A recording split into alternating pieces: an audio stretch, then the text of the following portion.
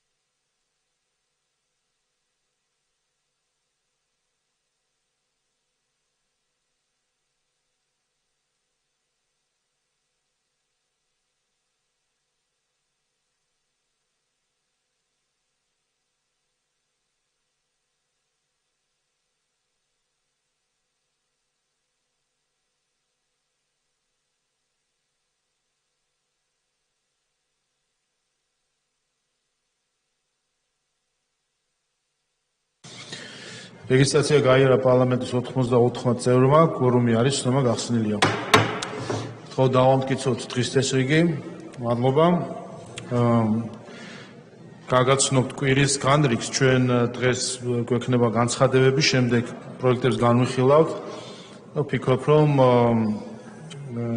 დაახლოებით 7 ადამიანი ჩაწერილი განცხადებებზე, ასე რომ 9 საათში უკვე დავიწყებთ კანონპროექტების განხილვა, სადაც 1 საათში გვექნება კენჭისყრები. ამიტომ ვთხოვთ, რომ არ დატოვოთ დარბაზი, უფრო სწორედ არ დატოვოთ შენობა, 1 საათში გვექნება კენჭისყრა. რაც შეეხება ხვალინდელ და ზეგინდელ დღეს, დაჩქარებული კანონპროექტებისთვის გვექნება ძირითადად, ხვალ 4 შაბათს გვექნება პირველი მოსმენით განხილვები და ალბათ იქაც პროექტები ბევრი არ არის და ალბათ 1 საათში იქნება კენჭისყრა, 5 შაბათს უკვე 2 კენჭისყრა გვექნება. პარასკევს სესია პლენარული სტომა არ გვექნება და შეგიძლიათ შესაბამისად დაიგეგმოთ. გადავიდეთ განცხადებებზე. ვიქტორ სანიკიძე, ირაკლი ქადაგიშვილი, დიმიტრი ხუნდაძე. მადლობა ბატონო თავმჯდომარე, მოგესალმებით კოლეგებო. მოგესალმებით 2 დღის წინ დასრულდა ევროპის ზამთრის ახალგაზრდული ფესტივალი, რომელსაც ჩვენმა ქვეყანამ ისტორიაში პირველად უმასპინძლა და გახდა მერვე ქვეყანა ევროპის მასშტაბით, რომელმაც როგორც ზამთრის, ასევე ზაფხულის ფესტივალებს უმასპინძლა და ძალიან წარმატებულადაც გამოვიდა ჩვენი გუნდი, მე-15 ადგილი მოიპოვა ამ ღონისძიებაზე. მოგეხსენებათ, სპორტში ბოლო წლებში ჩვენ გვაქვს ძალიან დიდი შედეგები, რა თქმა უნდა, ეს არის ჩვენი ხელისუფლების სწორი, პრაგმატული და თანმიმდევრული პოლიტიკის შედეგი და ასევე განსაზღვრული არის ერთ-ერთ მთავარ პრიორიტეტად სპორტული ტურიზმის განვითარება. სწორედ ამ მიზნით იქმნება ახალი თანამედროვე სპორტული ინფრასტრუქტურა და სწორედ ამ ღონისძიებისთვის აშენდა თბილისსა და ბათუმში ახალი თანამედროვე სტანდარტის მქონე ყინულის მოედნები და ასევე ბაკურიანში შეიქმნა ბიატლონის უნიკალური ტრასა, რომლებიც შესაძლებლობას მოგცემს მომავალში ნებისმიერ საერთაშორისო ღონისძიებას უმასპინძლოთ. ამ ასე ვთქვათ, მასშტაბური ღონისძიების ფარგლებში ჩვენმა ქვეყანამ უმასპინძლა 45 ქვეყნის 1000-მდე სპორტსმენს და სიამაყით უნდა აღვნიშნოთ, რომ ოლიმპიური კომიტეტის პრეზიდენტის მიერ მიიღო ძალიან მაღალი შეფასება და შეგვიძლია ციტატა მოვიყვანოთ, მან აღნიშნა, რომ საქართველოს ისე მაღლა ასწია თამასა ამ ოლიმპიადით, რომ მომდევნო ქვეყნისთვის ძალიან რთული იქნება ფესტივალის ასე დონეზე ჩატარება. მე მინდა ვისარგებლო შემთხვევით და ძალიან დიდი მადლობა გადაუხადო საორგანიზაციო კომიტეტს, მის ხელმძღვანელობას, სრულიად ოლიმპიურ კომიტეტს, ესე ღირსეულად ჩატარებისთვის და რა თქმა უნდა სახელმწიფოს და მის მეთაურს ამ ღონისძიების მხარდაჭერისთვის და ჩართულობისთვის. ზამთრის სახეობებში მოგეხსენებათ, ჩვენ კიდევ უფრო მეტი მხარდაჭერა გვჭირდება, არ ვართ ესე ვთქვათ განებივრებულები დიდი მიღწევები, თუმცა გვაქვს ძალიან დიდი ტრადიციები და გამოცდილება ზამთრის სახეობებში. ასევე უნდა აღვნიშნოთ და კიდევ ერთხელ მინდა მიულოცო ჩვენს ჩემპიონს, ოქროს მედლის მფლობელს ინგა გურგენიძეს, ისტორიაში პირველი ოქროს მედალი და მას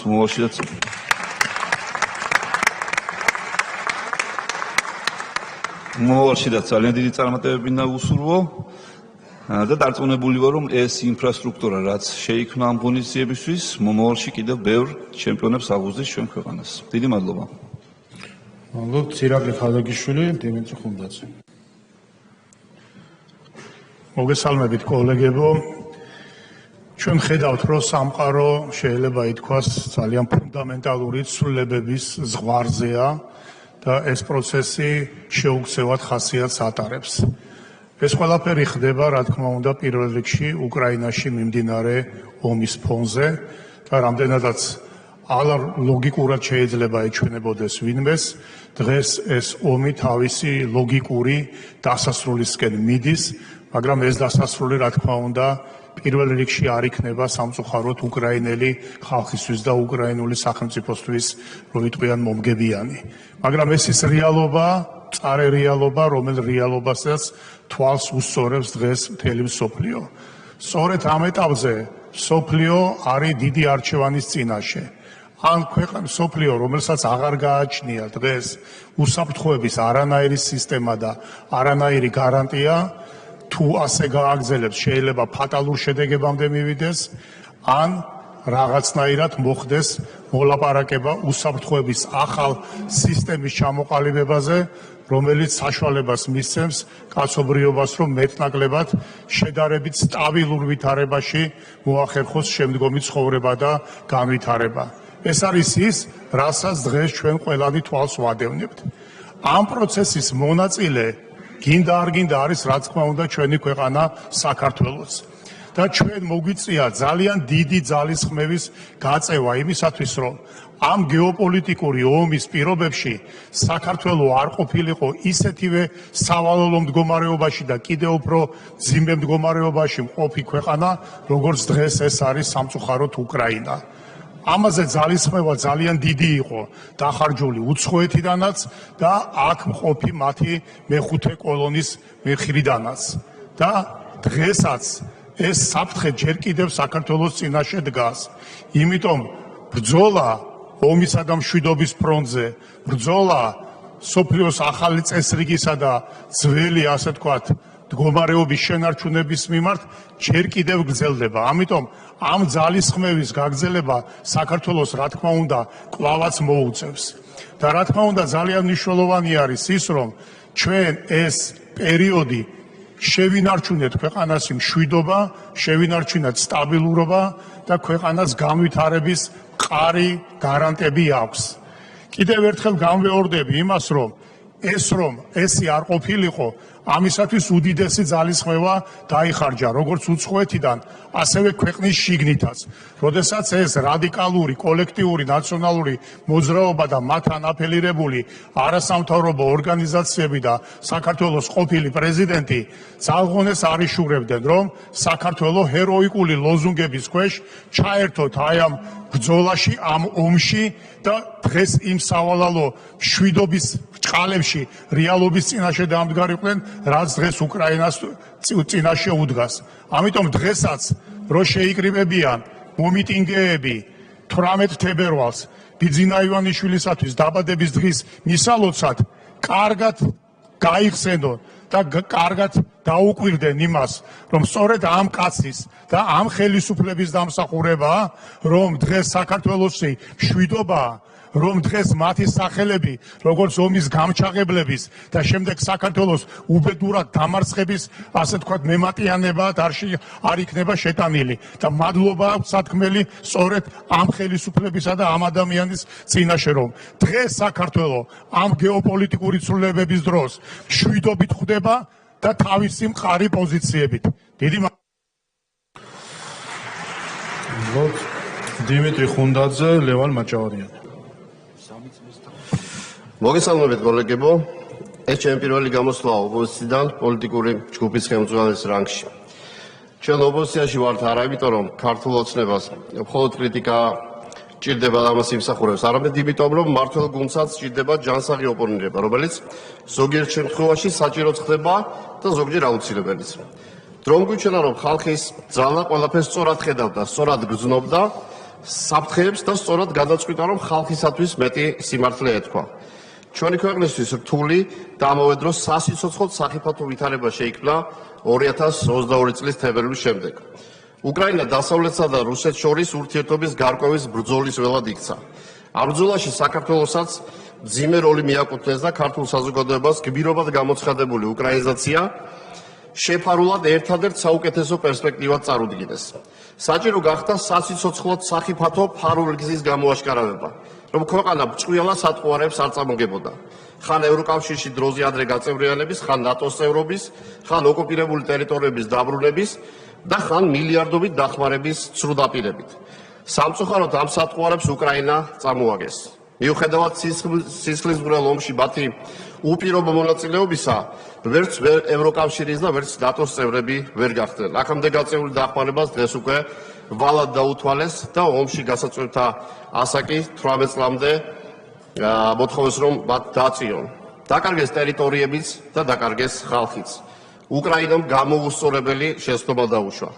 რისკების თავიდან აცილება მხოლოდ მეტი სიმართლით იყო შესაძლებელი და სწორედ ამიტომ შეიქმნა ხალხის ძალა. იმ დროისათვის შეურაცხყოფის დიაღვარმა გადაიარა ჩვენს თავზე.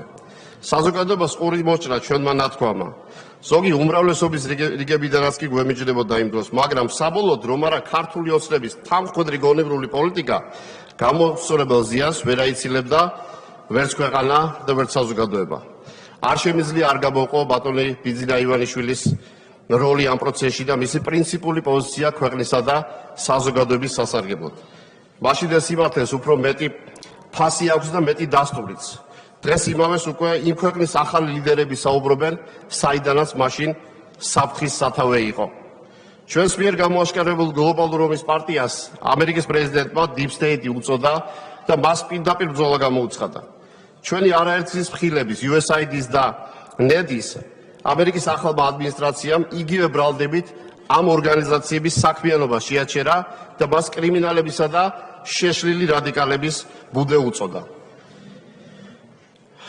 სწორედ ამის დამალვა სურდათ დაუძინებელ მეგობრებს და უხვად აფინანსებდნენ გამჭვირვალობის შესახებ კანონის რუსულად მონათლას, თბილისის შუაგულში არეულობას, მოლოტოვის კოქტეილების სროლას, პოლიციელების ცოცხლად დაწვას. მაშინდელმა ამერიკის ელჩმა კელი დეგლანმა საზოგადოებას და მის ნაწილს უпроსწორად წაუკითხავად გააპროტესტებინა გამჭვირვალობა და თვითონაც უპასუხოდ წაიღო ჩვენი წერილი. ევროკავშირის მიმართ გამოთქმული ჩვენი არაერთი საფუძვლიანი პროტესტი პრორუსულად ფასდებოდა.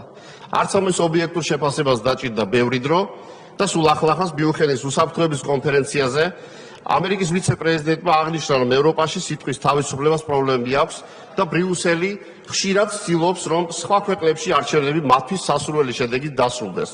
თუ არადა იმუქრებიან მისი გაუქმებით, რაც დაუშვებელია. იმაზე უკეთეს რას ველოდით, რომ რასაც ჩვენ საუბრობდით აქ, ახლა თავად საუბრობენ იქ, ამერიკის შეერთებულ შტატებში, საიდანაც მხოლოდ თავდასხმის დიაღვარი მოედინებოდა და თანაც ყოველდღე. ევროკავშირი ბოლო დროს საბჭოთა კავშირის ემსგავსება, რაც სახიფათოა არა მხოლოდ საქართველოსათვის, არამედ თავად ევროპისთვისაც. ევროპული ბიუროკრატია ევროპისთვის ისეთივე სახიფათოა, როგორც საქართველოსათვის ნაციონალურ მოძრაობა. მარც არც ერთ დემოკრატიასთან საერთო არ აქვს, თუმცა საბედნიეროდ ორივე ყოველდღე სუსტება და გავლენებს კარგავს, თანაც კარგავენ აგენტურასაც. ასე დასრულდა სალომე ზურაბიშვილის.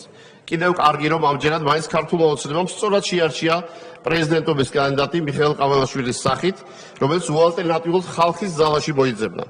სწორედ ის იყო ერთ-ერთი პირველი, ვინც სიმართლის თქმა ხმამაღლა შეძლო. ჩვენი გუნდი სიმართლის დადგენაში დაეხმარება საპარლამენტო საგამოძიებო კომისიასაც. სიახლეს ბევრი იქნება და აქამდე დამალული სიმართლით, რასაც საზოგადოება თავად ნახავს. ლევან მაჭავარიანი, ლევან მახაშვილი. მოგესალმებით მეგობრებო, ძვირფასო კოლეგებო, მე მინდა ძალიან მოკლედ და ლაკონურად შევაჯამო ბოლო ერთი თვე მას შემდეგ, რაც ბატონმა დონალდ ტრამპმა დაიკავა ოვალური ოფისი. და ძალიან სასიხარულო არის ის ფაქტი, რომ სრული თანხმედრა არის ღირებულებებით ნაწილში ქართულ ოცნებასა და ამერიკის შეერთებული შტატების მოქმედ ადმინისტრაციას შორის და არა მხოლოდ ღირებულებებით ნაწილში, მესიჯ ბოქსში, გატარებულ პოლიტიკაში, გადადგმულ ნაბიჯებში და ასე შემდეგ. რომ პირველ რიგში ძალიან სასიხარულოა, რომ ის მარტივი ჭეშმარიტება, რომ არსებობს მხოლოდ ორი სქესი, ქალი და კაცი და სხვანაირად ვერ იქნება, ჩვენ აღარ მოგვიწევს ამის იმტკიცება ამერიკის შეერთებული შტატებისთვის. ძალიან საინტერესო არის ბატონი დონალდ ტრამპის განცხადებები და მთლიანად მისი გუნდის განცხადებები. პირველ რიგში ის ფაქტებზე და მტკიცებულებზე დაყრდნობილი განცხადებები, რომელიც ეხება USAID-ს და NET-ს, რომელთან დაკავშირებითაც ჩვენ არაერთხელ გვისაუბრია და რატომაც დავაყენეთ დღის წესრიგში გამჭვირვალობა ამ ქვეყანაში, რომელსაც ამხელა ისტერია მოყვა და უკვე ყველასთვის ნათელია, რამ გამოიწვია ის ისტერია, ხომ? ეს ორგანიზაციები პირდაპირ ემსახურებოდნენ ძირის გამომთხრელ საქმიანობას ჩვენს ქვეყანაში და პირდაპირ ემსახურებოდნენ იმას, რომ რამენაერად რევოლუცია მოეწყო საქართველოში და ამასთან დაკავშირებითაც ძალიან ბევრი ვიდეო გავრცელდა ბატონი მასკის დეპარტამენტის მხრიდან. ასევე ძალიან მნიშვნელოვანი არის ამერიკის შეერთებული შტატების მოქმედი ადმინისტრაციის დამოკიდებულება უკრაინაში მიმდინარე ტრაგედიის მიმართ. ბატონი რუბიოს სიტყვები მინდა მოვიშველიო, რომელმაც თქვა, რომ ეს იყო ფაქტობრივად უნამუსობა და უსინდისობა, როდესაც ჩვენ 3 წლის განმავლობაში ვატყუებდით მთელს მსოფლიოს, რომ უკრაინა იგებდა ამ ომსო. რა თქმა უნდა, ამაში იგი მოიაზრებდა ამერიკის ყოფილ ადმინისტრაციას და მოიაზრებდა ევრობიუროკრატებს და ევროპელ ლიდერებს. ასევე ბატონი დონალდ ტრამპის სიტყვებიც მინდა მოვიშველიო, რომელმაც თქვა, რომ უკრაინას ძალიან მარტივად შეეძლო ეს ომი თავიდან აეცილებინა ამის სურვილი რომ ქონოდაო. უბრალოდ ბატონი ზელენსკი შეაგულიანესო ეგრეთ წოდებულმა დიდმა ბიჭებმა და მაქედან გამომდინარე აღმოჩნდა უკრაინა ამ ტრაგედიაში რა ტრაგედიაშიც იმყოფება, მაგრამ მადლობა ღმერთს უკვე ჩვენ ვატყობთ რეალურ ნაბიჯებს, დღესაც მიმდინარეობს უკვე შეხვედრა ამერიკის შეერთებული შტატების მხრიდან და ჩვენ დარწმუნებულები ვართ, რომ როგორც დონალდ ტრამპის მთავარი დაპირება იყო ეს წინასაარჩევნო პერიოდში, იგი დაასრულებს ომს უკრაინაში. ასევე არ შეიძლება ჩვენ გამოგჩეს ამერიკის შეერთებული შტატების და ევროკავშირის ურთიერთობა დღევანდელ დღეს, რომელიც სუბუქად რომ შევაფასოთ, არც თუ ისე სახარბიელო არის. მაგალითად, ბატონი ტრამპი აცხადებს, რომ ევროკავშირი იქცევა ამორალურად და უსამართლოდ. ბატონი მასკი აცხადებს, რომ ჭარბი გავლენებია ბრიუსელის დემოკრატების ხელში, რომელსაც ფარველობს თავის მხრივ ბატონი ჯორჯ სოროსი და მოუწოდებს ევროკავშირის წევრ ქვეყნებს, რომ განთავისუფლდნენ ამ გავლენებისგან და წინა პლანზე წამოაყენონ თავიანთი ქვეყნის სუვერენიტეტი.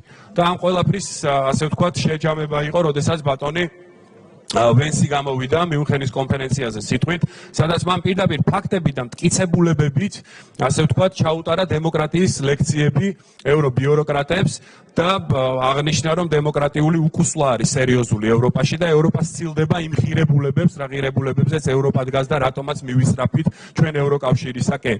და იქ ასევე საუბარი იყო ძალიან სამწუხარო ფაქტზე, რომელიც დაფიქსირდა რუმინეთში, როდესაც სასამართლოს გააუქმებინეს არჩევნების შედეგები, იქიდან გამომდინარე, რომ ბრიუსელს არ აწყობდა ის კანდიდატი, რომელმა კანდიდატმაც პირველ ტურში გაიმარჯვა და რა თქმა უნდა, ეს არის სერიოზული დემოკრატიული უკუსლა.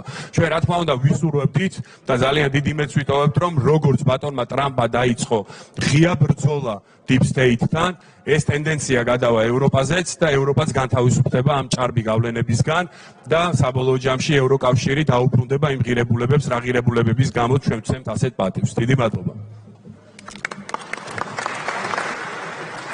მადლობთ. ლევან მახაშვილი, ირაკლი კირცხალია.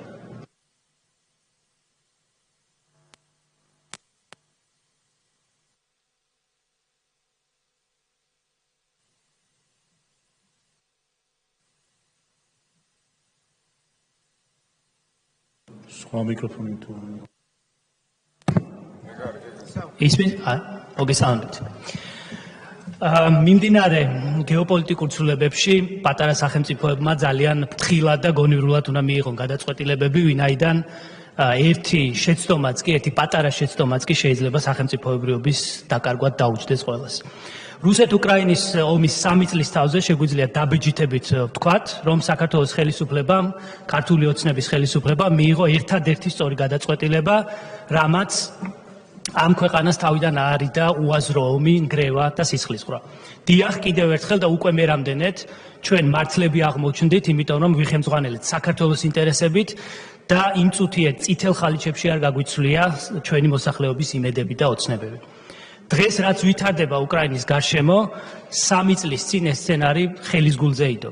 ჩვენმა ხელისუფლებამ იცოდა და ამის შესახებ საზოგადოებასაც ვეუბნებოდით, რომ სოფლიო ადრე თუ გვიან აუცილებლად მივიდო და წავიდოდა ამ გზით.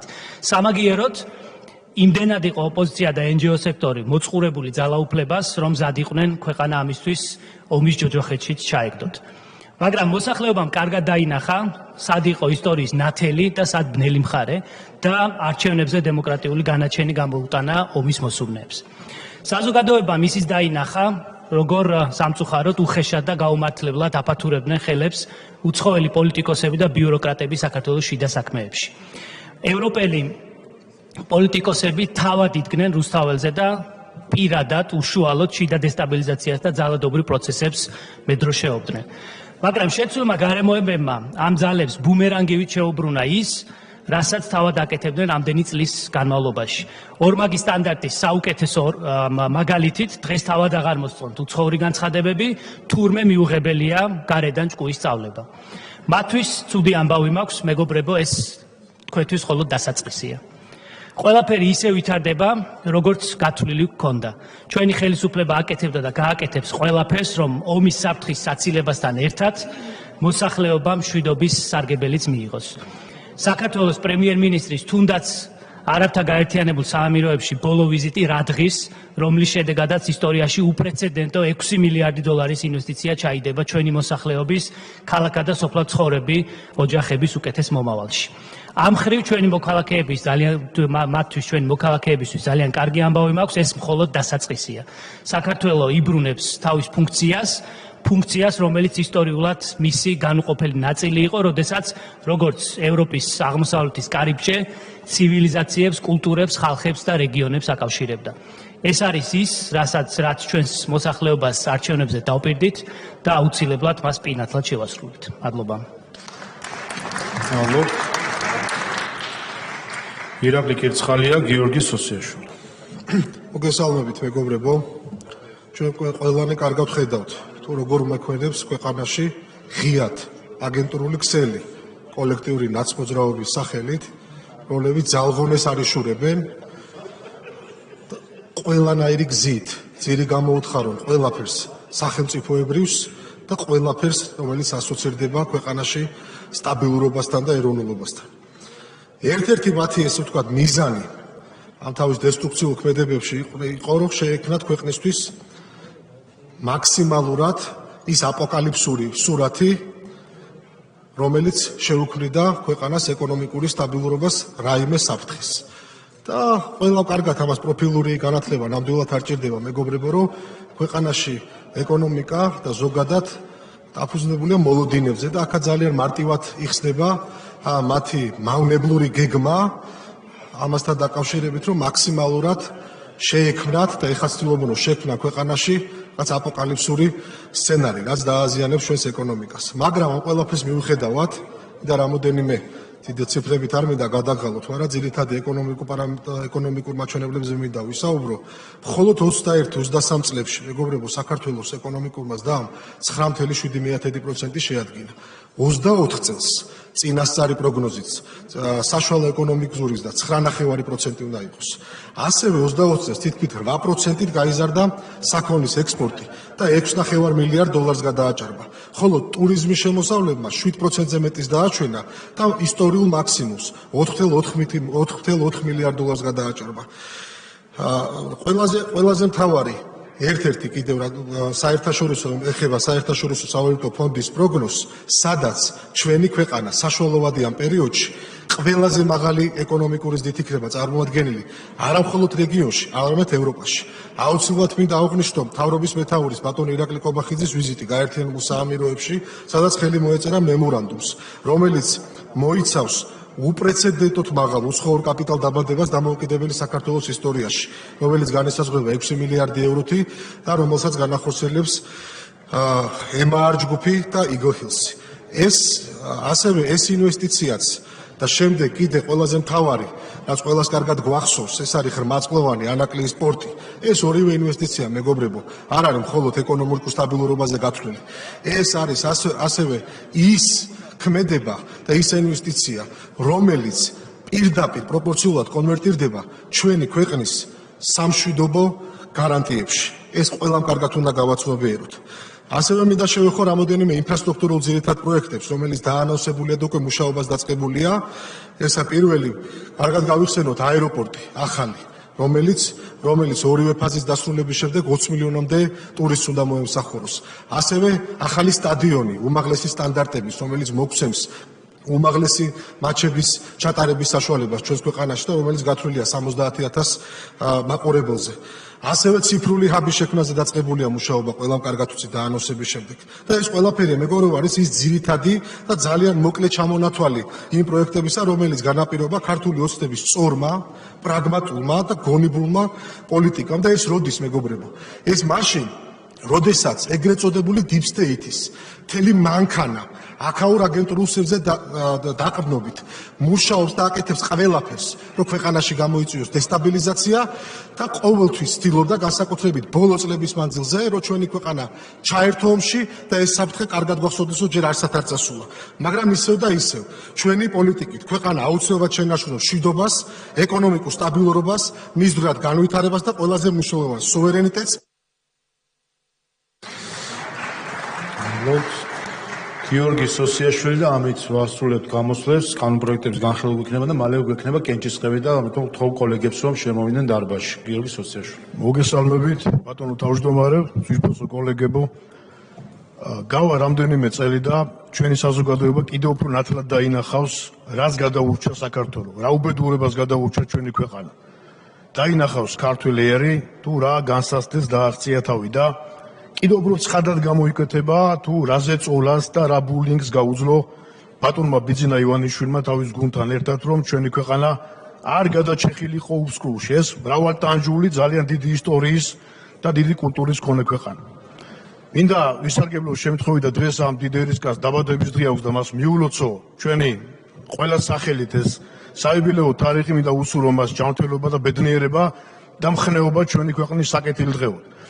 ეხლა რაც შეეხება ორიოდე სიტყვა მინდა ვთქვა, როდესაც საარჩევნო კამპანია მიმდინარეობდა, რადიკალი ოპოზიციის წარმომადგენლები ჩვენ ხშირად გვაკრიტიკებდნენ, რომ თითქოს გამოყენებული იყო უკრაინის ასეთი შემზარავი ფოტოები საარჩევნო ბილბორდებს და თითქოს ამით ჩვენ საზოგადოებაზე გარკვეულ ფსიქოლოგიურ ზეწოლას ვახდენდით.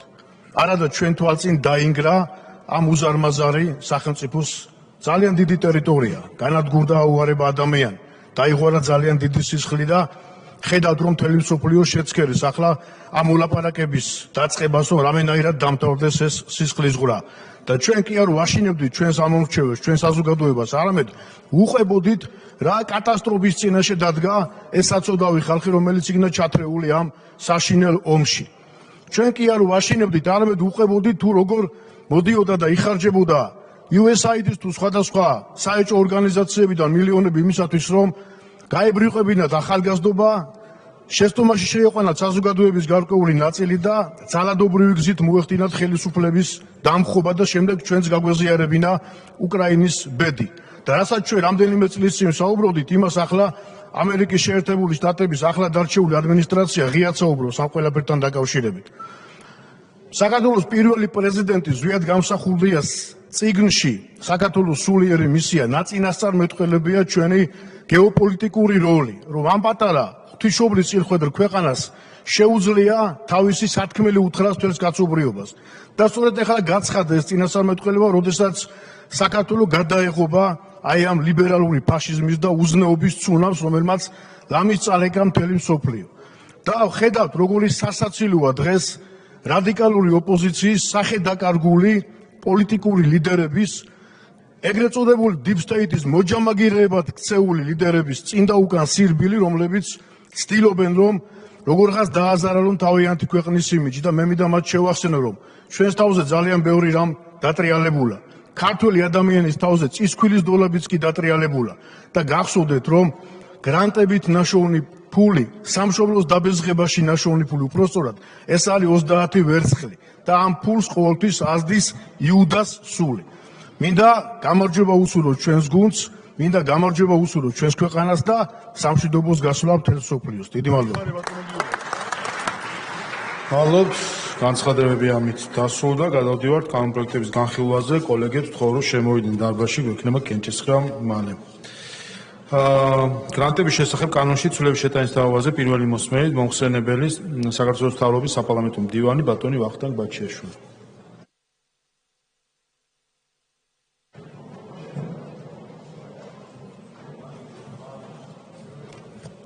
მოგესალმებით. წარმოგიდგენთ გრანტების შესახებ საქართველოს კანონში ცვლილების შეტანის კანონ პროექტს. აღნიშნული კანონ პროექტით გრანტის გამცემ სუბიექტებთან დაკავშირებით გათვალისწინებულია ცვლილება და გრანტის გაცემის უფლება მიენიჭება საქართველოს მთავრობის მიერ განსაზღვრულ საჯარო სამართლის იურიდიულ პირს, რომლის წესდების მიზანი იქნება საზოგადოებრივი ორგანიზაციის მხარდაჭერა. აღნიშნული ცვლილების მომზადება განპირობებულია სამთავრობო პროგრამაში დაფიქსირებული მთავრობის ამოცანით, რომ საქართველოს მთავრობა უზრუნველყო სამოქალაქო ინიციატივების მხარდაჭერა. ჩვენ მიერ შესწავლილი იქნა საერთაშორისო პრაქტიკა და ამ საერთაშორისო პრაქტიკის ანალიზის საფუძველზე მიღებული იქნა საქართველოს მთავრობის მხრიდან გადაწყვეტილება, რომ შეიქმნას საჯარო სამართლის იურიდიული პირი, დაფუძნდეს საქართველოს მთავრობის მიერ, რომლის ამოცანა იქნება საზოგადოებრივი ორგანიზაციების, იგივე არასამთავრობო ორგანიზაციების მხარდაჭერა. არასამთავრობო ორგანიზაციების მხარდაჭერის პრაქტიკა ფართოდაა ცნობილი ევროპულ ქვეყნებში და ძირითადად აღნიშნული გულისხმობს მათთვის საბიუჯეტო სახსრებზე წვდომის შესაძლებლობის შექმნას სახელმწიფოს მიერ გამოცხადებული სპეციალური ღია და ტრანსპარენტული კონკურსების მეშვეობით.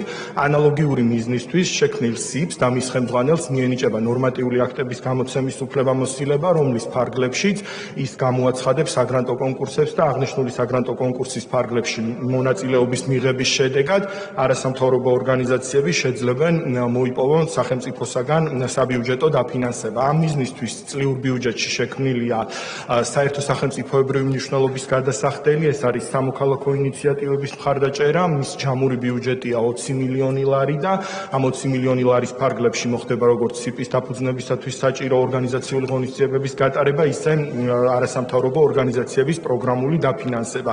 არასამთავრობო ორგანიზაციებს აღნიშნული შესაძლებლობის შექმნით ექნებათ სახსრების მოზიდვის, ასე ვთქვათ, დივერსიფიცირებული გზა, ისინი არ იქნებიან შესაბამისად ვთვლით, რომ მიბმული ერთ რომელიმე კონკრეტულ დონორზე, რაც შესაძლებლობას მისცემს, რომ მათ თავიანთი აქტივობები დაგეგმონ არსებითად საკუთარი საწესდებო მიზნების და არა რომელიმე დამფინანსებლის ინტერესების შესაბამისად. მადლობთ. კითხვები რატი იონათამიშვილი. მოგესალმებით. პირველ რიგში მინდა დადებითად შევაფასო აღნიშნული ინიციატივა. ეს არის უმნიშვნელოვანესი, მათ შორის სწორედ ჯანსაღი პროცესების გაძლიერებისთვის საზოგადოებრივ ორგანიზაციებში. ამ მხრივ ასევე ჩვენ შეგვიძლია ვთქვათ, რომ ეს ინიციატივა ეხმიანება გაეროს შეზღუდული შესაძლებლობის მქონე პირთა უფლებების კონვენციას, მის ზოგად კომენტარებს, სადაც სახელმწიფოების ვალდებულება არის, რომ სწორედ გააძლიერონ არასამთავრობო ორგანიზაციები. მართალია დღესაც სხვადასხვა ასიგნებებიდან შშმ-პირთა საკითხებზე მომუშავე ორგანიზაციები ფინანსდებიან, მაგრამ ძირითადად ეს არის სერვისის მიმწოდებელი ორგანიზაციები და ეს ჩვენ მოგცემს იმის შესაძლებლობას, რომ ადვოკატირებაზე მომუშავე თუნდაც შშმ-პირთა წარმომადგენელი ორგანიზაციების მხარდაჭერა მოხდეს, რაც მნიშვნელოვანია და ამავდროულად ამ კონვენციის CRPD-ის აღსრულების ერთ-ერთი ძლიერი ნაბიჯი და ეფექტური ნაბიჯი იქნება. გარდა ამისა, რაც მინდა დავაყენო, მიუხედავად იმისა, რომ აღნიშნულ ინიციატივაში ფაქტობრივად ერთი წყარიდი არის დამატებული, მე გულისხმობ მესამე მუხლს, სადაც არის საზოგადოებრივი ორგანიზაციების მხარდაჭერა და აქვე კაფეოდ მინდა ვთქვა, რომ ცხადია ეს პროექტი არ განსაზღვრავს პრიორიტეტებს, ვერ განსაზღვრავდა პრიორიტეტებს, არამედ ამ შემთხვევაში სწორედ იმ საკითხს აწესრიგებს, რომ გრანტის გამცემი იქნება სახელმწიფო აღმასრულებელი ხელისუფლება და ეს არის მნიშვნელოვანი. ხომ არ გვეფიქრა მაინც, რომ ჩანაწერში ასევე შეზღუდული შესაძლებლობის მქონე პირთა ხსენება ყოფილიყო. მე ეს უპირიანად მიმაჩნია, იმიტომ რომ ვიცი იყო გარკვეული დისკუსიები ამასთან დაკავშირებით, ზოგიერთ ის მხრიდან ასე ვთქვათ და სწორი ინფორმაციაც არ ვრცელდებოდა, ამიტომ ეს დააზღვევდა სპეკულაციის სივრცეს ამასთან დაკავშირებით და ამავდროულად ვთქვათ, რომ კაფეოდ მოხდეს ამის დაფიქსირება, რომ ეს ჩანაწერი უბრალოდ ამ პრინციპს ადგენს, რომ გრანტის გამცემი იქნება, რომ შეიქმნება შესაბამისი სუბიექტი და არა იმ საკითხს, რომ თითქოს ამ პრიორიტეტებს აცხადებდეს, ან თქვა რაღაც აი ამ მიმართულებით, ვინაიდან ამ შემთხვევაში შემდეგ უკვე, როდესაც სააგენტო შეიქმნება, იქ მოხდება, რა თქმა უნდა, პრიორიტეტების განსაზღვრა და ამ საკითხების მოწესრიგება. მადლობთ. მადლობთ. ნინო წილოსანი. მოგესალმებით, რა თქმა უნდა, მინდა გამოვეხმაურო იმ ძალიან დიდ ინიციატივას, რომელიც პრემიერ-მინისტრს ჰქონდა და ახლა თქვენ უკვე კანონში ცვლილების სახით გამოგაქვთ. უკვე რეალობაში აღსრულდება ის, რომ სამოქალაქო სექტორის სხვადასხვა მნიშვნელოვანი და საჭიროებო საკითხების მხარდასაჭერად დაფინანსდება საქართველოს სახელმწიფოს მხრიდან და არა უცხო ქვეყნების დაფინანსებაზე იქნება დამოკიდებული, ამიტომ რა თქმა უნდა, სრულად უჭერ მხარს ამ ინიციატივას. რატი იონათამიშვილის კითხვას გავაგრძელებ?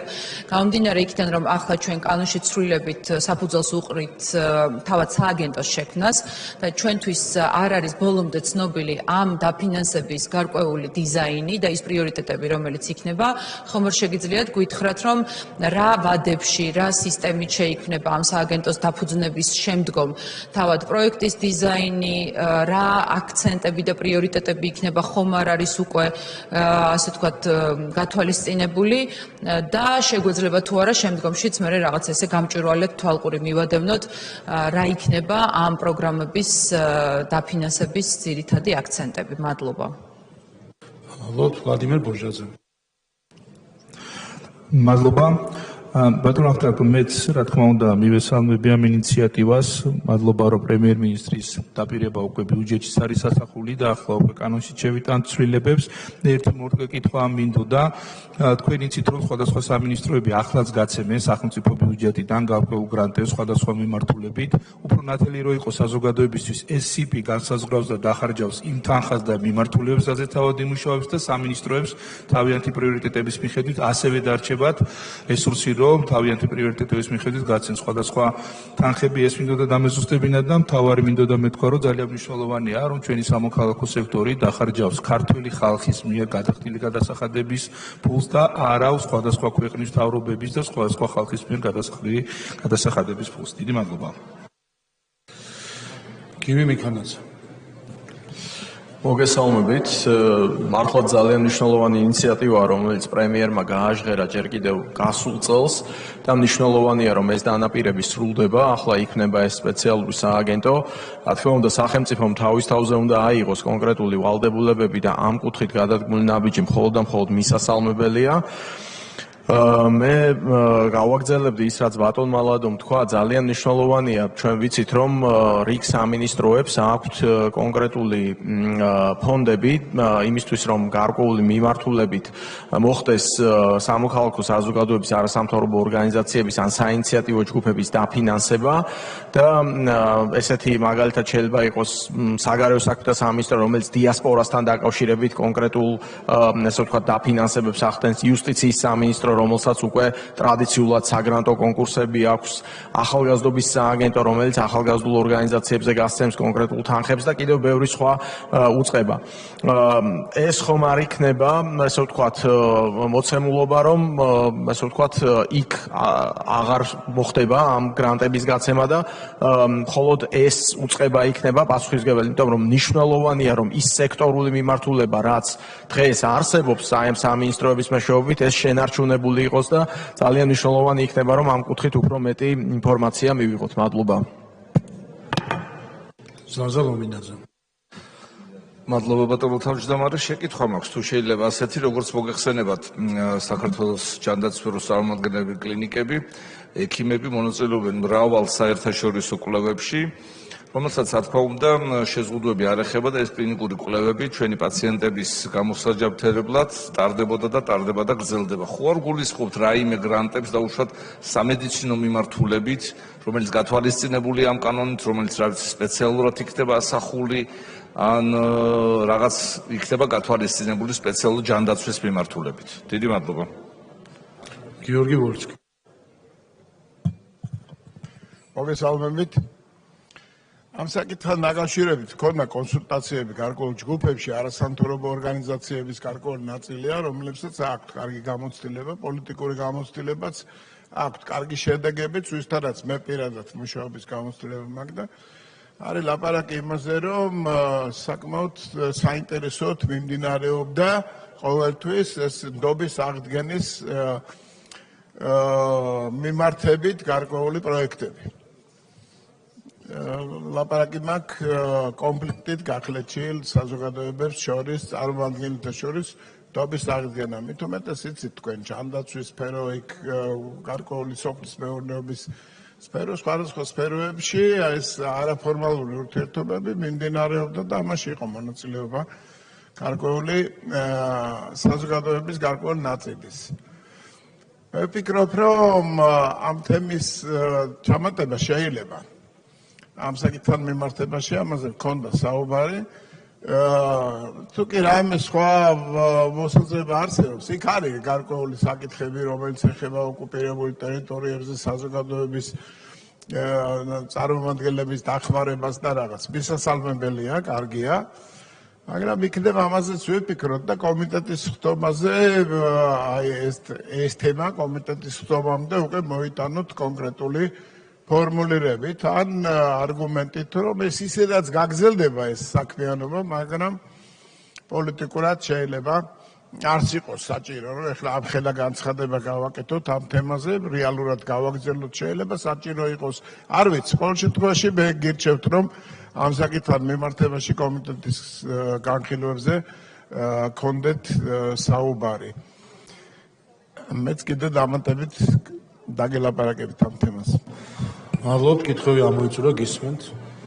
როდესაც ჩვენ ამ პროექტზე მუშაობდით, მუშაობა დავიწყეთ უფრო სწორედ პირველ რიგში დავიწყეთ შესწავლა თვითონ ამ არასამთავრობო ორგანიზაციების ველის, ანუ რა სტრუქტურის არიან და მათ სპექტრი არის საკმაოდ მრავალფეროვანი, ანუ არიან ვთქვათ ეგრეთ წოდებული watchdog-ები, რომელიც აკვირდებიან ხელისუფლების საქმიანობას, არიან სერვისების მიწოდებაზე ორიენტირებული არასამთავრობო ორგანიზაციები, ასევე არიან ანალიტიკური ეგრეთ წოდებული think tank ორგანიზაციები და იქიდან გამომდინარე, რომ თვითონ კანონის სტრუქტურა არის აგებული იმგვარად, რომ მასში ჩამოთვლილია გარკვეული მიმართულებები, რა ფარგლებში შეიძლება დაფინანსდეს, ვთქვათ და გაიცეს გრანტი, მქონდა ესეთი ვარიანტი, რომ ხო არ ჩაგვეწერა აი ეს კონკრეტული თემატური მიმართულებები, იქნება ეს შშმპ პირების მხარდაჭერა, ვთქვათ სოფლის მეურნეობის პროექტების მხარდაჭერა, ბიუჯეტის ხარჯვის თვალსაზრისით ან გარემოს დაცვის თვალსაზრისით არასამთავრობო ორგანიზაციების მხარდაჭერა.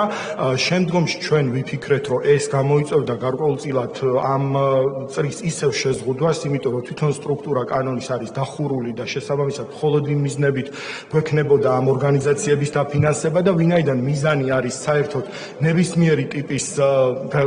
ნებისმიერი ტიპის საჯარო მმართველობასთან დაკავშირებულ სფეროში გრანტის გამოცხადება, რომლის მიზანი შეიძლება ემთხვეოდეს არასამთავრობო ორგანიზაციის და სახელმწიფოს მიზანი ამ შემთხვევაში კონკრეტული ხარჯვის მიმართულებებს სუბიექტი დაგვეფიქსირებინა, რომ ეს უნდა იყოს საზოგადოებრივი ორგანიზაციის მხარდაჭერის მიზანი, რომელიც მოიცავს ნებისმიერ არასამთავრობო ორგანიზაციას, რა მიმართულებითაც იმუშავებს. თემატურად ჩაწერა კონკრეტული მიმართულების არ ნიშნავს, რომ ავტომატურად გამოცხადდება ეს კონკურსი, მაგრამ ამგვარი ფორმულირების შემოტანა უკვე შემდგომში სიბს, რომელსაც სახელმწიფო შექმნის, მისცემს შესაძლებლობას, რომ ნებისმიერი მიმართულებით, რომელიც სახელმწიფოში მიმდინარეობს ნებადობის აღდგენა, ვთქვათ, სამედიცინო სერვისების და სამედიცინო მიმართულების დაფინანსება თუ სხვა, ყველა ესეთი მიმართულება დააფინანსოს. თვითონ სიპის შექმნას რაც ეხება და გამჭვირვალობის თემას იქიდან გამომდინარე, რომ საბიუჯეტო სახსრების ხარჯვას გულისხმობს, ეს ცხადია მოექცევა საბიუჯეტო სახსრების ხარჯვის კონტროლის იმ კანონმდებლობის ფარგლებში, რომელი კანონმდებლობა ზოგადად არსებობს, იგულისხმება როგორც აუდიტირება, ისევე სხვადასხვა ტიპის მაკონტროლებელი ღონისძიებების გატარება, სიპის შექმნა მთავრობის მიერ იგეგმება აი ამ კანონის მიღებისთანავე, სავარაუდოდ მარტში სტრუქტურაც იქნება ჩამოყალიბებული და უკვე საგრანტო კონკურსიც იქნება ამოქმედებული და რაც ეხება თვითონ კვეთასთან დაკავშირებით სამინისტროების მიერ და სხვადასხვა სამთავრობო სტრუქტურების მხრიდან დაფინანსება ორგანიზაციების, ეს არის სექტორული მიმართულებები, რომელიც ამ შემთხვევაში ცხადია არ შეიცვლება, თუმცა უნდა აღინიშნოს, რომ ძირითადად ასეთი პროექტები, რომელიც ხორციელდება და სამინისტროების მიერ ფინანსდება, გულისხმობს სამეწარმეო იურიდიული პირების დაფინანსებას, ასეთ ორგანიზაციებს აქვთ უფრო მეტად სამეწარმეო მიზანი და ეს პროექტი ქმნის უკვე შესაძლებლობას, რომ არასამთავრობო ორგანიზაციები დაფინანსდეს, რომელიც თავიანთი ფორმით იურიდიული ბუნებით არიან არაკომერციული იურიდიული პირები და შესაბამისად ამ შესაძლებლობის შექმნა მათ მისცემს შესაძლებლობას, რომ კომერციული მიზნის გარეშე იდეალური მიზნის მსახურებისათვის სახელმწიფოსაგან მოიპოვონ შესაბამისი საბიუჯეტო დაფინანსება და ამ თვალსაზრისით სახელმწიფოსთან ერთად კონკრეტული მიმართულებით უფლებრივ თუ სერვისების თვალსაზრისით მდგომარეობის გაუმჯობესებაზე იმუშაონ.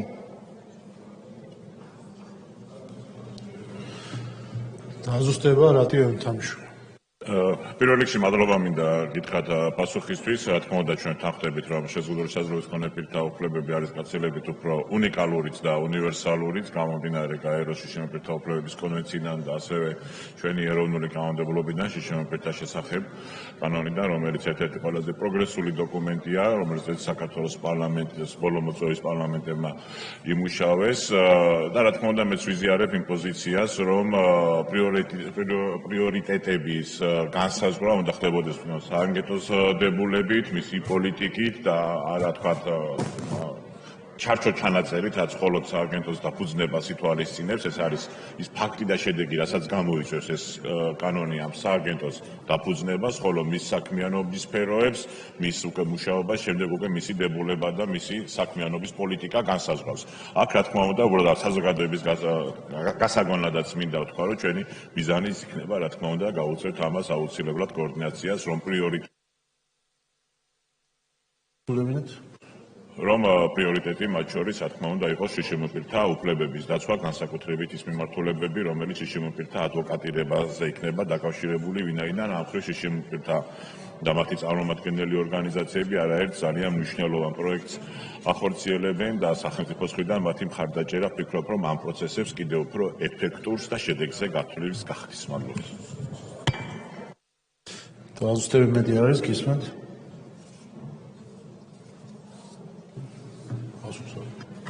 კი ბატონო, მაშინ გამოსვლის სურვილები თუ არიან თანამომხსენებელი კომიტეტი, ფრაქციების წარმომადგენლები, არ არის გამოსვლილი, დასკვნის სიტყვა თუ გსურთ? მადლობა. მადლობა, საკითხი განხილულია. შემდეგი საქართველოს კანონის პროექტი თუშეთის, პაწარა, ბაბანეურის, ლაგოდეხისა და ვაშლოვანის დაცვის ტერიტორიის შექმნის და მართვის შესახებ კანონის მესამე მოსმენით მომხსენებელი გარემოს დაცვა და სოფლის მინისტრის მოადგილე ბატონი იური ნოზაძე.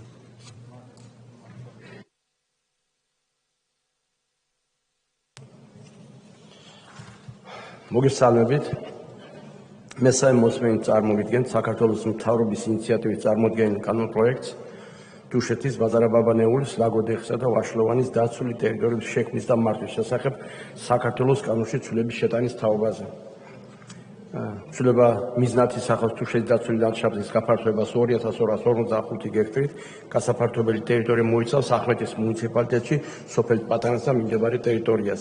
აღსანიშნავია, რომ კანონპროექტის მეორე მოსმენაზე შენიშვნები იყო მხოლოდ რედაქციული ხასიათის, რომელიც იურიდიულ დეპარტამენტთან შეთანხმებით ასახულია კანონპროექტის საბოლოო ვერსიაში. ასე რომ გთხოვთ დავუჭიროთ მხარი.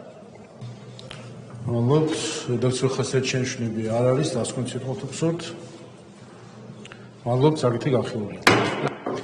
შემდეგი პარლამენტის დადგენის პროექტი 2019 წლის 18 ივნისის საქართველოსა და რეკონსტრუქცია და განვითარების საერთაშორისო ბანკს შორის სასახლო შეთანხმების მეორე ცვლილების რატიფიცირების შესახებ მომხსენებელი განათლების, მეცნიერების და ახალგაზრდობის მინისტრის მოადგილე ქალბატონი ბაია კუციანი.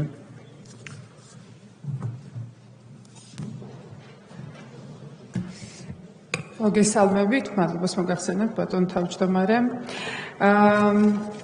წარმოგიდგენთ საქართველოს მთავრობის მიერ რატიფიცირებისთვის წარმოდგენილი 2019 წლის 18 ივნისის საქართველოსა და რეკონსტრუქციისა და განვითარების საერთაშორისო ბანკს შორის სასახლო შეთანხმების ინოვაციის, ინკლუზიურობის და ხარისხის პროექტი საქართველო I2Q მეორე ცვლილებას.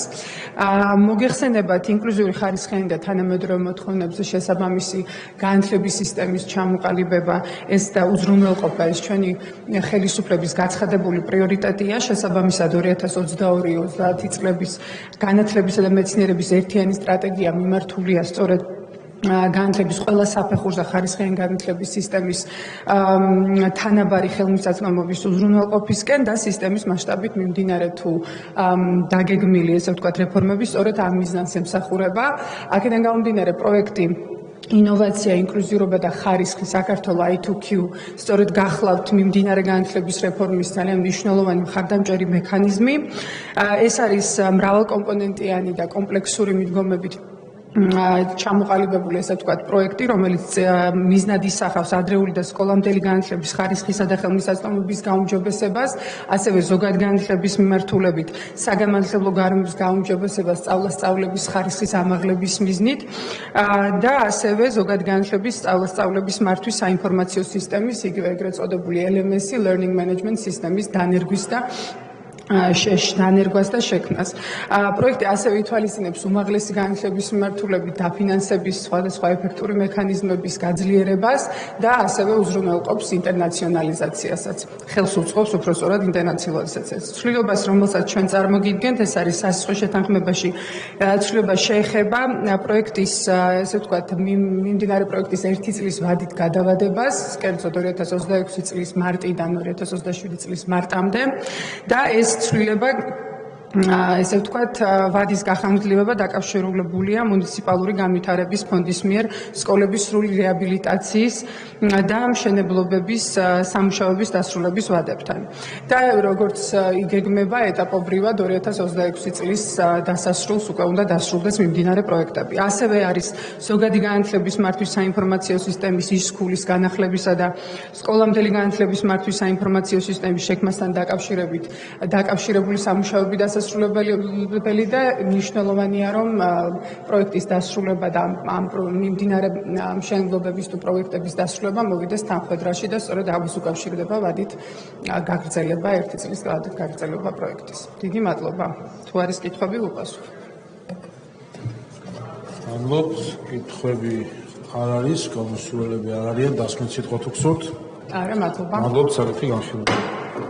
შემდეგი დაგეგმვის პროექტი საქართველოს მთავრობასა და ჩრდილოატლანტიკური ხელშეკრულების ორგანიზაციის შორის გაცვლილი კლასიფიცირებული ინფორმაციის დაცვის შესახებ ადმინისტრაციული შეთანხმების რატიფიცირების თაობაზე მომხსენებელი თავდაცვის მინისტრის მოადგილე ბატონი გრიგოლ გიორგაძე.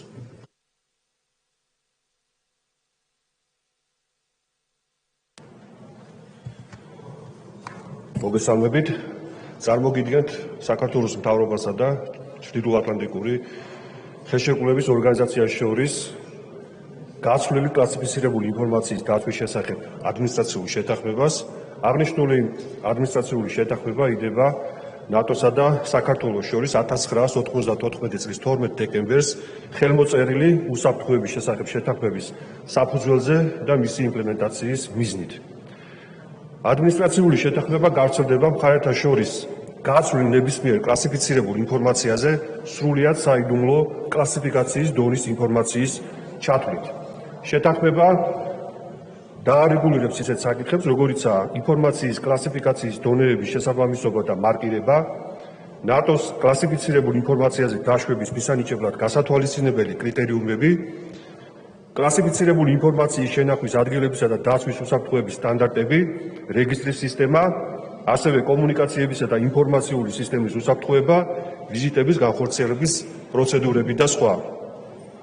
ადმინისტრაციული შეთანხმების და განხორციელებასა და ზედამხედველობაზე პასუხისმგებელ უსაფრთხოების ორგანოებად ნატოს მხრიდან განესაზღვრება ნატოს უსაფრთხოების ოფისი, ხოლო საქართველოს მხრიდან, საქართველოს მთავრობის მხრიდან საქართველოს თავდაცვის სამინისტრო. აღნიშნული ადმინისტრაციული შეთანხმების გაფორმება ხელს შეუწყობს ნატოსა და საქართველოს შორის თანამშრომლობის კიდევ უფრო გაღრმავებას, ასევე უსაფრთხოების სფეროში ერთობლივი პროექტების განხორციელების სამართლებრივი საფუძვლების გაძლიერებას. თუ კითხვები გაქვთ, მზად ვარ უპასუხო. მადლობთ. კითხვები არ არის, გამოსულელები არ არიან, დასმით სიტყვა თუ გსურთ? მადლობთ, საკითხი განხილულია. შემდეგი საქართველოს კანონში საქართველოს საარჩევნო კოდექსში ცვლილების შეტანის შესახებ პაკეტი მეორე მოსმენით მომხსენებელი ბატონი გიო მიქანაძე.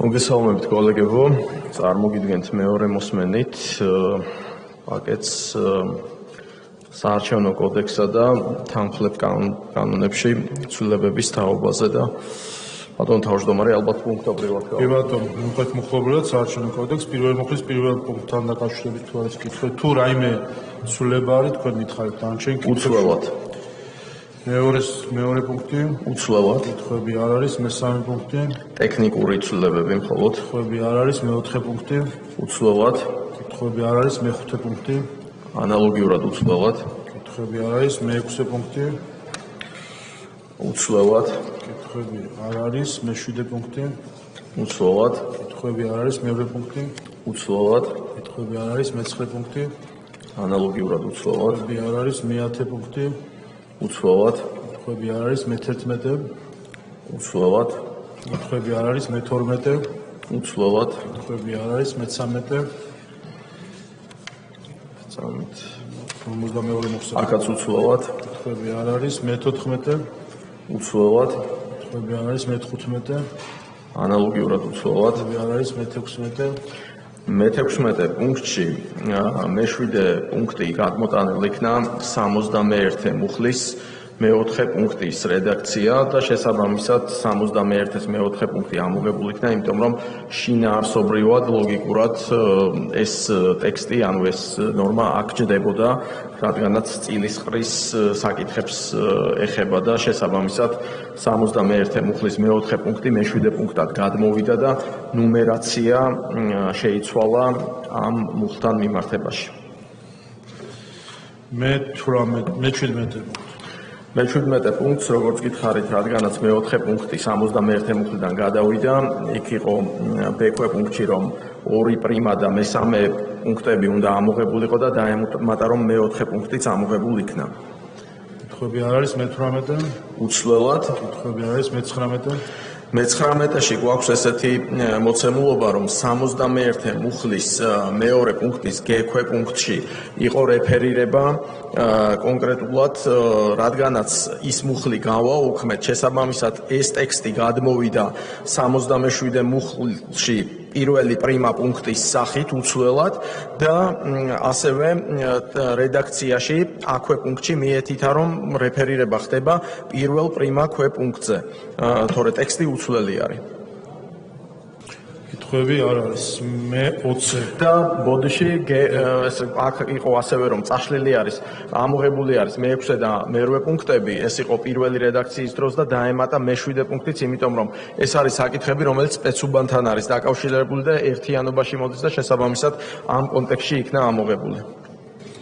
კითხვები არ არის მე-20 უცვლელად კითხვები არის 21 უცვლელად კითხვები არის 22 უცვლელად არის კითხვები 23 უცვლელად კითხვები არის 24 24-ის მეორე პუნქტში დაზუსტდა მერის არჩევის ასაკი და საცხოვრებელი ცენზი და შესაბამისად ჩამოყალიბდა რედაქციულად უფრო გამართულად და დაზუსტებულად. კითხვები არ არის 26 ხო? 25-ში უცვლელად კითხვები არის 26 უცვლელად კითხვები არის 27 ანალოგიურად უცვლელად კითხვები არის 28 უცვლელად ეს კითხვები 29 უცვლელად კითხვები არის მეორე მუხლი უცვლელად კითხვები არის სამი პაკეტში მოქალაქეთა პოლიტიკური გაერთიანების შესახებ კანონში ცვლილება აქ პირველ მუხლში თუ არის უცვლელად კითხვები არის მეორე მუხლი ანალოგიურად უცვლელად კითხვები არ არის ამავე პაკეტში იარაღის შესახებ კანონში ცვლილება პირველ მუხლი აქ დამატება შევიდა მეორე მოსმენის შემდეგ გამომდინარე იქიდან რომ ჩამოთვლილი არის კონკრეტულად ის თანამდებობის პირები, რომელთაც იარაღის დარების უფლება აქვთ და მოხსენიებული არის ამ ჩამონათვალში ავტონომიური რესპუბლიკის უმაღლესი წარმომადგენლობითი ორგანოს წარმომადგენლები, უმაღლესი წარმომადგენლები, როგორც მთავრობის, ასევე უმაღლესი საბჭოს წევრები, შესაბამისად ანალოგიით რომ გამოვედით, რადგან CESCO-s წევრებისთვის ჩვენ ვაწესებთ იარაღის ტარების უფლებას, ასევე USCO-s წევრებისთვის ვამატებთ, რომ მათთვისაც იარაღის ტარების უფლება იყოს იმავე პირობებით, რაც CESCO-s წევრებისთვის, რომ ბოლო 4 წელი მაინც უნდა ჰქონდეთ დამსახურები ზედიზედ წევრად და ასე ვთქვათ და მათ მიერ საქართველოს საარჩევნო კანონმდებლობის დარღვევა არ უნდა იყოს დადასტურებული კანონიერ ძალაში შესული სასამართლო გადაწყვეტილებით. შესაბამისად, პირველ მუხლში მოცემული გვაქვს მე-9 მუხლზე მეორე პუნქტს ემატება N სეგუნდა ქვეპუნქტი, სადაც ტექსტობრივად არის რომ ავტონომიური რესპუბლიკის უმაღლესი წარმომადგენლობითი ორგანოს მიერ არჩეულ უმაღლესი საარჩევნო კომისიის მოქმედ წევრს. მეორე კითხვები არ არის, მეორე მუხლი და ხო და ბოდიში და ის 4 წლის ვადა რაც ჩავიკითხე, ასევე ეს ემატება მე-3 პუნქტს, სადაც მითითებულია თუ რა პირობებს უნდა აკმაყოფილებდეს USCO-s წევრი იმისთვის, რომ მას იარაღის ტარების უფლება ჰქონდეს. მეორე მუხლთან დაკავშირებით უცვლელი გვაქვს რედაქციები არ არის და ბოლო პროექტი ამ პაკეტში სახელმწიფო კომპენსაცია სახელმწიფო აკადემიური სტიპენდიის შესახებ. პირველი მუხლის პირველი პუნქტი. უცვლელად. კითხვები არ არის, მეორე პუნქტი. უცვლელად. კითხვები არ არის, მეორე მუხლი. უცვლელად. კითხვები არ არის, მესამე მუხლი. ანალოგიურად უცვლელად. კითხვები არ არის, გამოსვლის სურვილები არ არიან, დასკვნით სიტყვა თუ გსურთ? არა, მადლობთ. მადლობთ, საკითხი განხილულია. და ბოლოს საკითხი და კოლეგებს ხო შემოხვიდეთ, კენჭისყარ გვექნება. საქართველოს კანონის პროექტი საქართველოს ოკუპირებული ტერიტორიებიდან იძულებით გადაადგილებულ პირთა დევნილთა შესახებ კანონში ცვლილების შეტავის თაობაზე პირველი მოსმენით მომხსენებელი აფხაზეთის ავტონომიური რესპუბლიკის უმაღლესი საბჭოს იურიდიული და საფუძველო საკითხთა კომიტეტის თავმჯდომარე ბატონი ვახტანგ ქულბაია. მოგესალმებით. ბატონო თავმჯდომარე, პატრიოტებულო პარლამენტარებო, თქვენთვის ცნობილია, რომ დევნილთა ბინით უზრუნველყოფის საკითხი განსაკუთრებული ყურადღების ცენტრშია საქართველოს ხელისუფლების საქმიანობაში. ბოლო წლებში ძალიან სერიოზული გადატეხა მოხდა ამ პრობლემის მოგვარების თვალსაზრისით. მასთან ერთად არის მნიშვნელოვანი საკითხები, რომლის მოგვარებას ჩვენ ვცდილობთ ამ კანონპროექტით.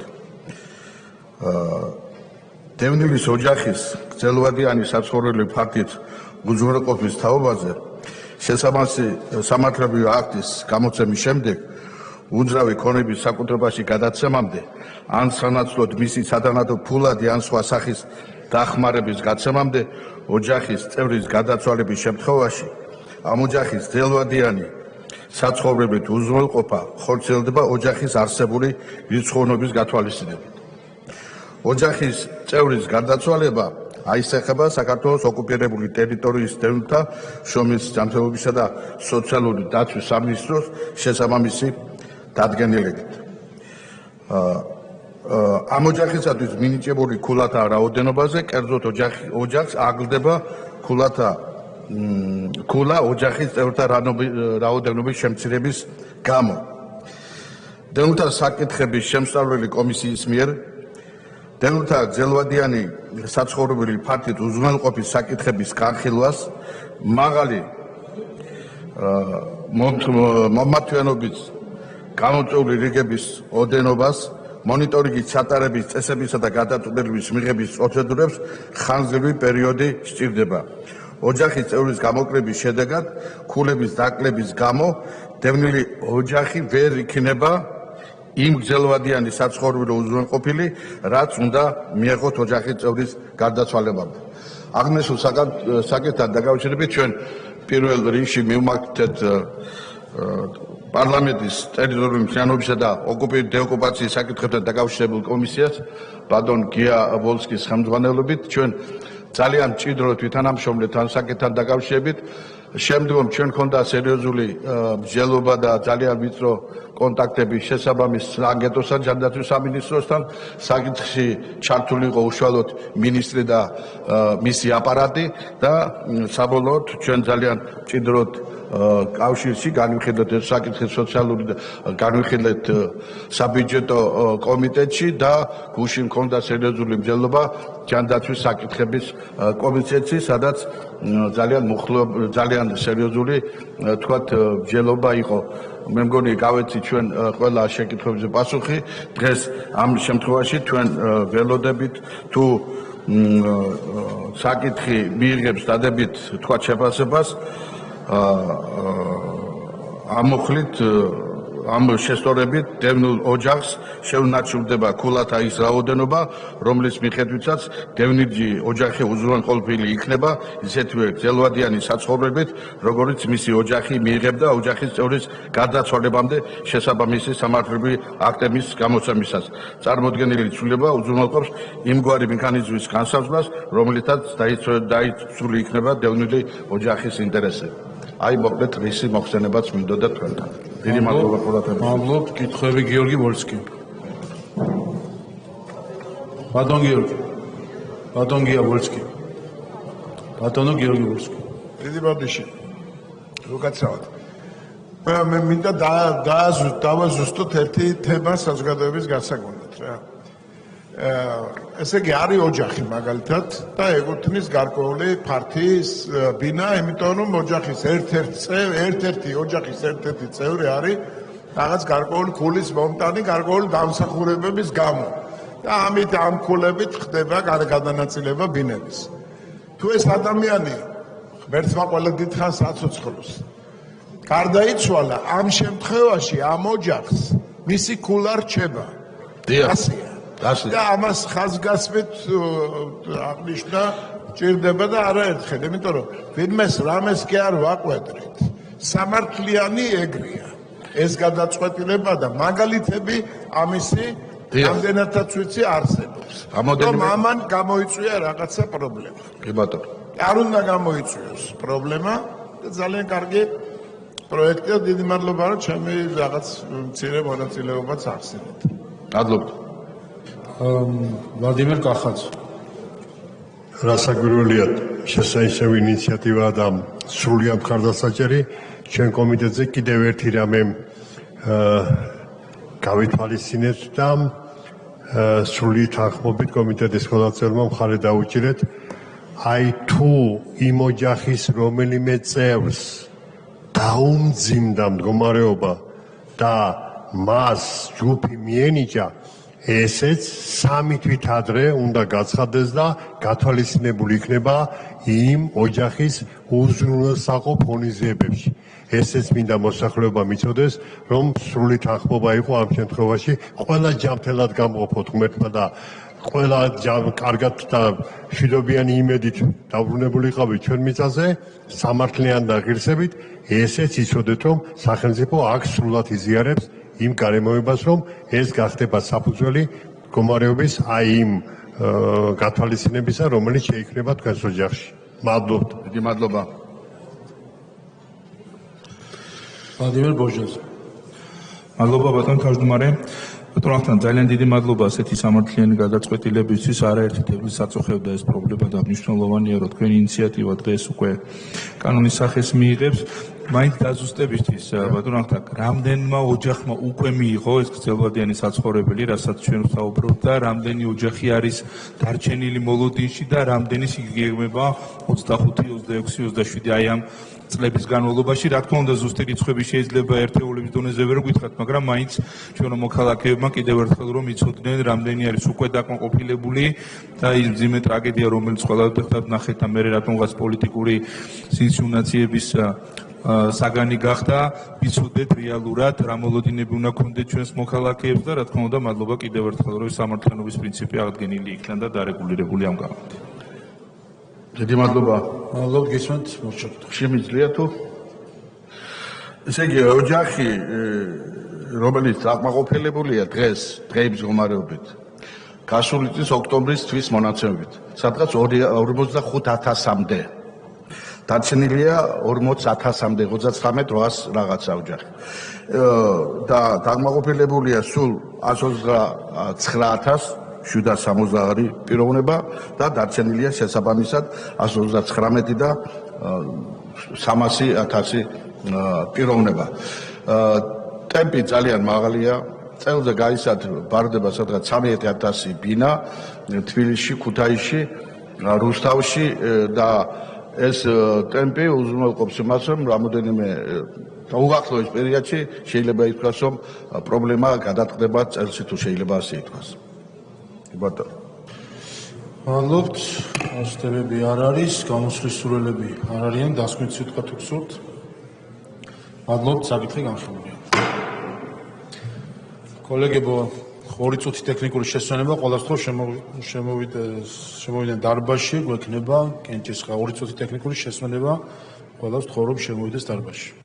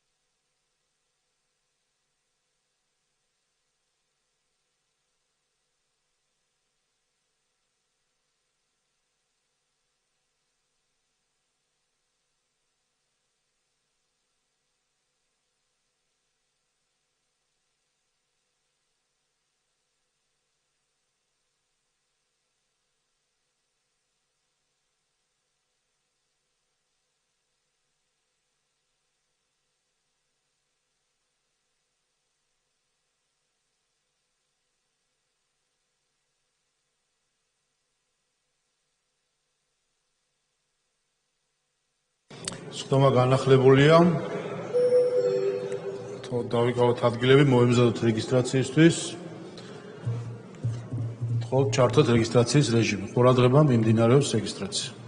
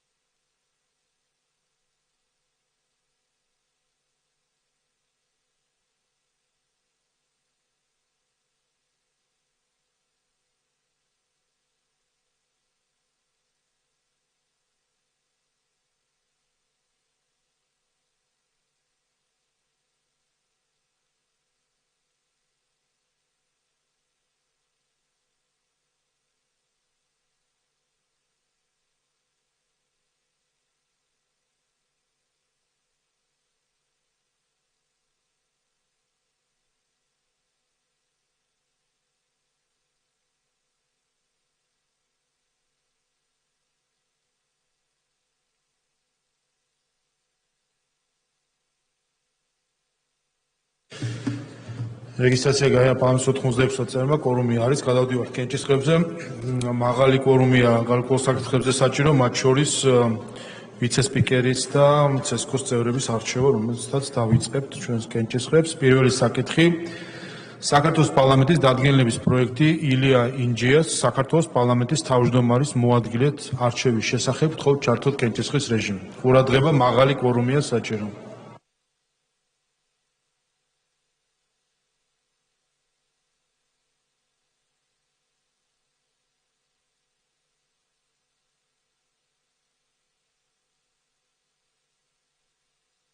84 მომხრე, 0 წინააღმდეგი დადგენილება მიღებულია, ულოცავთ ბატონ ილიას, უსურვებთ წარმატებულ საქმიანობას პარლამენტის თავმჯდომარის მოადგილის რანგში.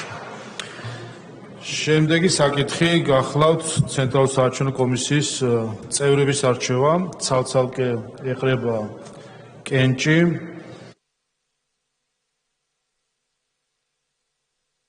პირველი ცენტრალური საარჩევნო კომისიის წევრების არჩევასთან დაკავშირებით პირველი გიორგი ძაგანია ცენტრალური საარჩევნო კომისიის წევრად არჩევასთან დაკავშირებით თქო ჩართოთ კენჭისყრის რეჟიმი. ყურადღება მაღალი კვორუმია საჭირო.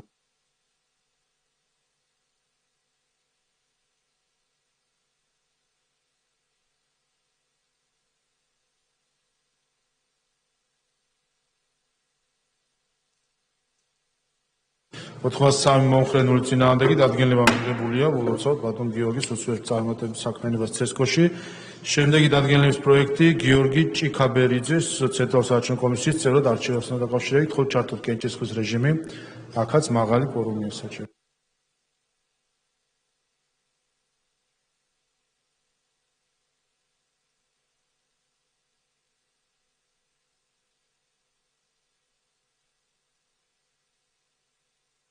ოთხმოცდასამი მომხრე, 0 წინააღმდეგი დადგენილება მიღებულია, ულოცავთ ბატონ გიორგი ჭიქაბერიძეს უსურვებთ წარმატებულ საქმიანობას.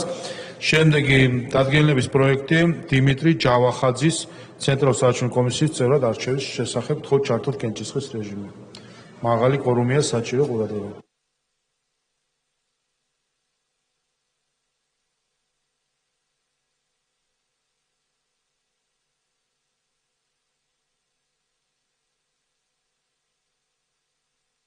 ოთხმოცდასამი მომხრე, 0 წინააღმდეგი დადგენილება მიღებულია, ულოცავთ ბატონ დიმიტრის უსურვებთ წარმატებულ საქმიანობას ცესკოში. და ბოლო კანდიდატი დადგენილების პროექტი გიორგი ჯავახიშვილის ცენტრალური საარჩევნო კომისიის წევრად არჩევის შესახებ თხოვთ ჩართოთ კენჭისყრის რეჟიმი. ყურადღება მაღალი კვორუმია საჭირო.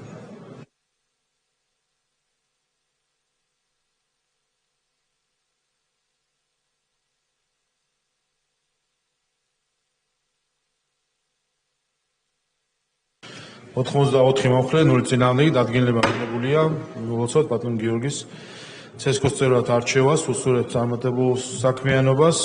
აქვე შეგახსენებთ, რომ პროფესიული წევრებით ამ გადაწყვეტილებით სრულად არის დაკომპლექტებული ცესკო. შემდეგი გრანტების შესახებ კანონში ცვლილება პირველი მოსმენით თხოვთ ჩართოთ კენჭისყრის რეჟიმი.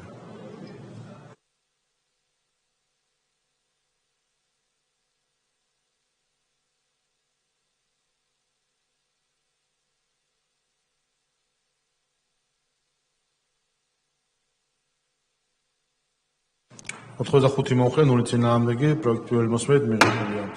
კანონის პროექტი თუშეთის, ბაწარა ბაბანეურის, ლაგოდეხისა და ვაშლოვანის დაცული ტერიტორიის შექმნისა მართვის შესახებ კანონში ცვლილების შეტანის თაობაზე მესამე მოსმენით თხოვთ ჩართოთ კენჭისყრის რეჟიმი.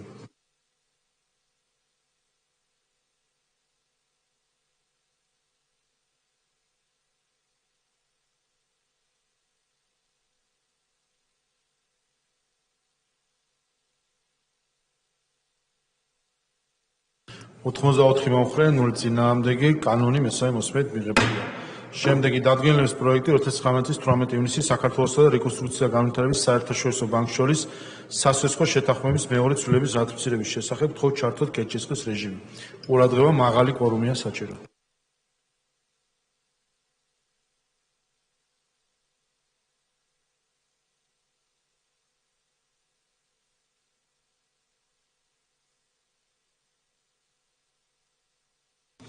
ოთხმოცდაოთხი მომხრე, 0 წინააღმდეგი დადგენილება მიღებულია. შემდეგი დადგენილების პროექტი საქართველოს მთავრობასა და ჩრდილოატლანტიკური ხელშეკრულების ორგანიზაციის შორის გაცვლილი კლასიფიცირებული ინფორმაციის დაცვის შესახებ შეთანხმების რატიფიცირების თაობაზე თხოვთ ჩართოთ კენჭისყრის რეჟიმი. ყურადღება მაღალი კვორუმია საჭირო.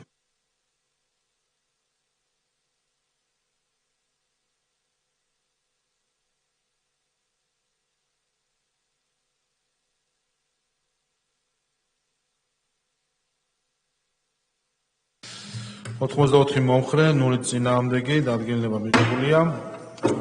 შემდეგი ორგანულ კანონის პროექტი საარჩევნო კოდექსში ცვლილების შეტავის შესახებ პაკეტის ნაწილი, რომელიც ორგანულ კანონებს შეიცავს, მხოლოდ ჩართოთ კენჭისყრის რეჟიმი.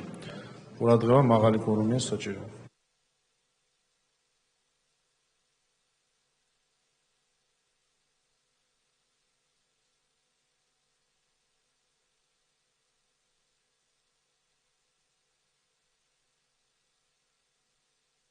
ოთხმოცდაოთხი მომხრე 0 წინააღმდეგი, ამავე პაკეტში შემოვალი ორი პროექტი, რომელიც არის ორგანულ კანონის პროექტი, მხოლოდ ჩართოთ კენჭისყრის რეჟიმი.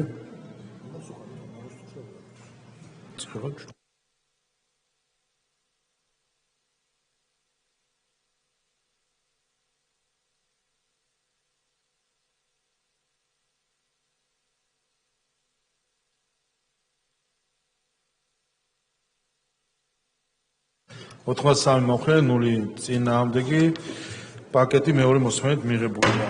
და ბოლო საკითხი კანონის პროექტი საქართველოს ოკუპირებული ტერიტორიებიდან იძულებით გადაადგილებულ პირთა დევნილთა შესახებ კანონში ცვლილების შეტანის თაობაზე პირველი მოსმენით მხოლოდ ჩართოთ კენჭისყრის რეჟიმი.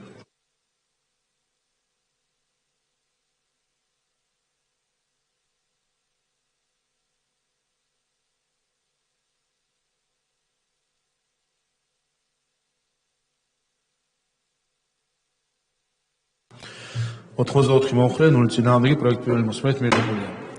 კოლეგებო, დღეს განსახილველი საკითხები ამოიწურა. ხვალ 12:15 დააგდება გვექნება ბიუროს ხდომა, 12 საათზე პლენარული ხდომა. რამდენიმე დაჩქარებული პროექტი არის და სავარაუდოდ მალევე გვექნება ხვალ კენჭისყრები, ამიტომ გთხოვთ რომ ყველა დროულად 12 საათზე ვიყოთ ხდომათა დარბაზში. დღევანდელი ხდომა დახურულია.